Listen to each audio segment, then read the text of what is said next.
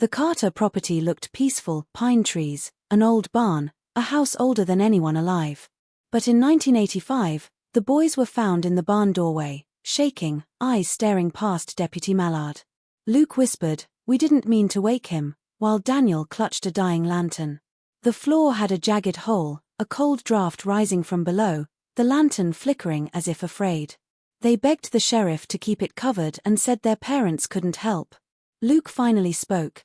The land had been waiting, the family had lied, and what they saw beneath the boards wasn't just buried, it was waiting for them. After that, nothing about the Carter land felt human. The night the Carter boys were found in the barn, nothing about their discovery felt accidental or ordinary. The neighbors who called the sheriff said they heard something like a scream, but not the kind that carried panic. It was thin, distant, almost swallowed by the wind, as though it came from underground. When Deputy Mallard's truck rolled up the gravel path, the headlights hit two figures standing in the barn doorway, and for a moment he thought they were mannequins. Luke and Daniel stood perfectly still, their clothes soaked through with a mixture of rainwater and mud, their faces streaked with dirt that looked smeared rather than splattered, like it had been pressed onto them by unseen hands. They didn't react to the lights, the engine, or the slam of the truck door. Only when Mallard stepped closer did they begin to move, their bodies trembling in abrupt, unnatural shudders, like their muscles were remembering how to work after hours of stillness. Luke's lips moved first, but no sound came out. Daniel clutched the lantern so hard his knuckles were white beneath the grime. The barn door behind them creaked as if something had pushed it before they arrived. Mallard tried to guide them toward his truck, but both boys resisted with surprising strength for children so drained and cold. Their bare feet were caked in mud, and their heels showed small, raw scrapes that suggested they had been running, though no tracks appeared anywhere on the ground outside. A faint smell drifted from the barn, something metallic mixed with the sweet rot of overripe fruit. It was stronger than the scent of wet soil and hay, and each time the wind shifted, it carried a warmth that didn't belong in the cool night air. Inside the barn, the overturned soil looked freshly disturbed despite the earlier rain, and deep finger marks scraped through it as if someone had dug desperately with their hands.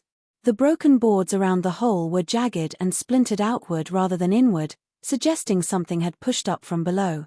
Mallard crouched near the edge, feeling a thin current of air rising, colder than the night around him, carrying the faintest murmur he couldn't quite decipher. When he looked back at the boys, he saw their faces gripped with dread, their eyes fixed on the hole rather than on him. Luke suddenly whispered that they hadn't meant to wake him, though when pressed, neither boy would say who he was. Their voices cracked with fear, and every glance they gave the floor seemed to carry the same message: whatever had happened down there wasn't finished with them yet. When Sheriff Briggs arrived the following morning, the barn still carried the same sour-sweet smell, but daylight revealed something the deputies had missed in the chaos of the night before. Behind a stack of warped crates, half swallowed by dust and cobwebs, lay a leather-bound ledger that looked far older than the barn itself. Its cover was darkened with age, the corners chewed by time, and when Briggs lifted it, flakes of dried earth fell from the pages as though it had been buried rather than stored. The name carved faintly into the front, Isaiah Carter, belonged to the boy's grandfather, a man who had died more than a decade earlier and whose memory was held in the town with a strange mixture of respect and unease. Briggs opened the ledger expecting financial records or farm notes, but instead he found page after page written in a cramped, uneven script that grew more frantic as the years went on. The early entries described rituals that didn't align with any religious practice Briggs recognized, each one involving the soil, the barn, and specific dates marked with symbols instead of explanations. Some entries spoke of keeping the land calm, others mentioned the debt that follows the bloodline, written with a chilling certainty. When he turned a page, a loose sheet fell out, yellowed and brittle. It contained a hand-drawn map of the property, but not the property as it existed now. This map showed boundaries that reached further into the woods and marked several locations with small XS and notes like first loss, the taking, and final promise. Briggs frowned, tracing the map with his thumb, feeling something cold settle into his gut.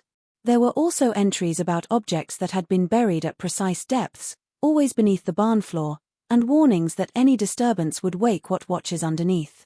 The writing grew shaky toward the end, as though Isaiah's hand trembled while he wrote, and the final full entry read, "The land takes only what rightfully belongs to it." Briggs felt an uncomfortable tightness in his chest as he realized these weren't the ramblings of a senile old man. The dates in the ledger aligned with events the townsfolk whispered about: strange disappearances, livestock found in unnatural positions, nights when the Carter property was said to echo with sounds no one could trace. When Briggs brought the ledger out to the boys, Luke's face drained of what little color he had left. He recognized the book instantly. Daniel's hands twitched, as though remembering something he didn't want to recall. They didn't ask where it was found. They didn't ask why it existed. Luke only said, in a voice hollow with dread, that their grandfather had never meant for anyone outside the family to read it, because the moment someone did, the truth could no longer stay buried. Luke's breakdown didn't happen all at once. It began as a tremor in his hands, barely noticeable at first, but it grew worse every time someone mentioned the ledger or asked what had happened in the barn. He sat on the edge of the sheriff's office cot, staring at the floor as though expecting it to breathe. When Briggs gently pressed him for answers, Luke's voice cracked in a way that didn't sound like fear. It sounded like someone trying to hold back a truth too heavy for a child to carry. He said their family's history wasn't what the town believed. The stories about hard-working ancestors carving their lives out of the land were lies, carefully repeated for generations until nobody questioned them. He said the Carter bloodline didn't build anything, they took it. They claimed land that wasn't theirs, land that already belonged to something older, something that didn't forget and didn't forgive. Every generation was taught the family law, that the Carters were protectors of the property, that the rituals were symbolic gestures honoring old traditions. But Luke insisted that wasn't the truth. He said he and Daniel weren't supposed to hear the parts whispered behind closed doors, the warnings spoken only after dark, but they did. They heard their father arguing with their mother about the debt, about how it was almost time, and about how the boys needed to understand the weight of what ran in their veins. Luke's breathing quickened as he explained that the rituals weren't symbolic at all. They were bargains, desperate attempts to keep something beneath the ground content, or at least dormant. Every Carter child, he said, was brought into the barn at a certain age and taught how to give back to the land. The boys always thought it meant prayers or offerings of crops, but Luke had seen more. He had seen the fear in his father's eyes when the family gathered in the barn late at night. He had heard the whispered arguments about how long the land will stay quiet. And he had felt the temperature shift beneath his feet during their own ritual, a pulse like a heartbeat coming from the soil. What pushed Luke over the edge wasn't the ritual itself, it was realizing that their ancestors hadn't earned the land, they stole it from something that lived under it. He said the ground didn't just hold roots. It held memory. And when they dug into the soil the night before, trying to uncover what their father had buried, they didn't disturb dirt. They disturbed a promise their family had been breaking for generations. Luke whispered that what woke beneath them had been waiting for the Carter line to make one final mistake, and now the land had decided it was time to collect what it was owed. Daniel was the one who finally led the deputies back into the barn, though every step he took looked forced, as if his body fought his decision with each inch. The morning light slanted through the gaps in the boards, illuminating the disturbed soil and the jagged crack in the floor that had widened since the night before. The barn felt colder than it should have, its air heavy and unmoving, like the space was holding its breath. Daniel stopped at the edge of the hole, his hands shaking, and pointed toward the darkness below. He didn't speak at first, he didn't need to. The gaping cavity beneath the barn was far larger than anyone expected, the dirt sunk inwards as if it had collapsed into a hidden room rather than breaking under weight. When the deputies aimed their flashlights into the opening, the beam struck stone, smooth, aged, and carved with symbols that didn't match anything local. The chamber looked like it had been built long before the barn itself, its stones fitted together with a precision no simple farm family could have accomplished. Briggs knelt down, brushing away loose soil, revealing more of the intricate carvings. They depicted human figures without faces, their bodies twisted in strange postures, gathered around something in the center, a small hatch made of dark wood reinforced with iron bands. The metal was rusted but intact, and the wood had a swollen, almost pulsing look, as though moisture from below had seeped into it for decades. Daniel flinched when the flashlight beam passed over the hatch. He whispered that it had been closed for as long as their family existed in town, sealed because he had warned them never to open it. When asked who he was, Daniel only said grandfather, his voice barely audible.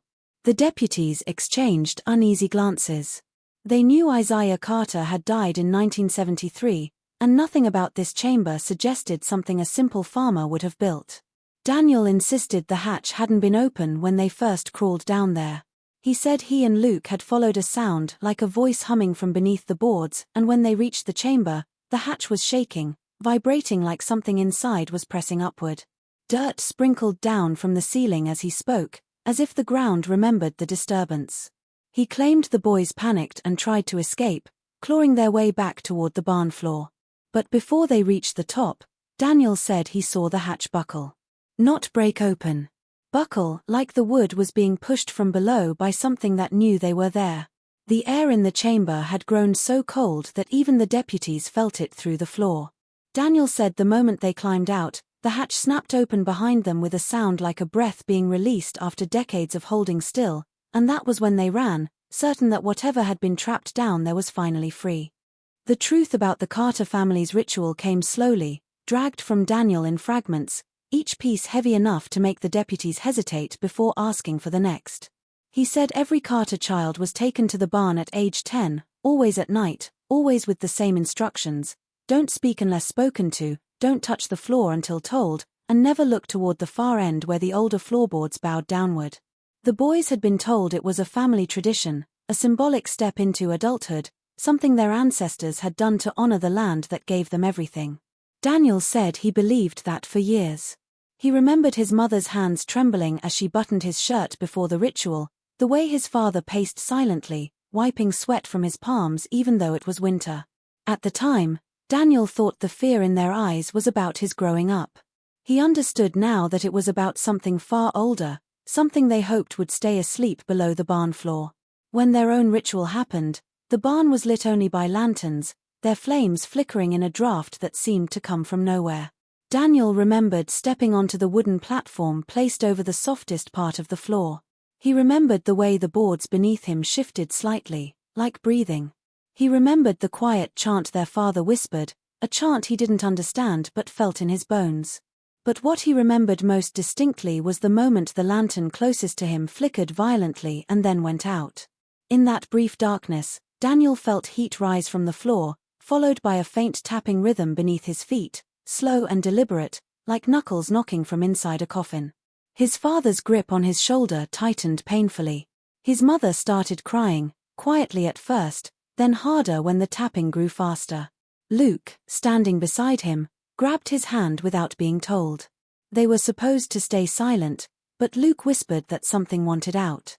After the ritual, their father told them never to speak of what they felt, never to repeat what they heard underfoot.